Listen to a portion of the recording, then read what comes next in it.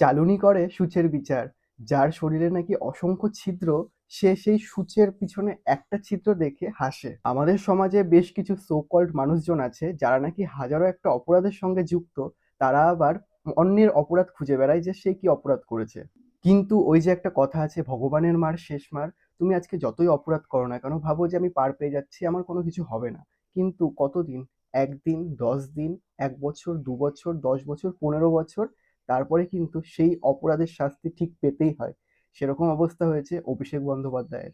আজকে হাসি পাচ্ছে, হাসির থেকেও করুণা হচ্ছে অভিষেক বন্দ্যোপাধ্যায়কে দেখে, যে তাকে কোনো হসপিটালে পর্যন্ত ভর্তি নিচ্ছে না। মানে কতটা নিচু পর্যায়ে চলে যাওয়ার পরে মানুষকে কোনো হসপিটালে ভর্তি নেয় না। আজকে 15 বছর ধরে এত অপরাধ করে বেরিয়েছে, এত মানুষকে শাসন শাসন শোষণ করে বেরিয়েছে, তার শাস্তি তো পেতেই হতো। বিশেষ করে যারা বিজেপির সমর্থক, তাদের তো কোনো অংশেই ছাড়েনি। ভোটের আগে অবধি গাড়ির উপরে দাঁড়িয়ে দাঁড়িয়ে বলেছিল 4 তারিখের পরে সবাইকে দেখে নেবে। সেই সব পাপ, পাপের শাস্তি তো পেতেই হতো, তাই না? পাপ করলে পাপের শাস্তি অবশ্যই পেতে হয়, সেটা সবসময় যে সাধারণ মানুষ দেবে সেটা কিন্তু নয়। ভগবান ঠিক তার পাপের শাস্তি দিয়ে দেয়।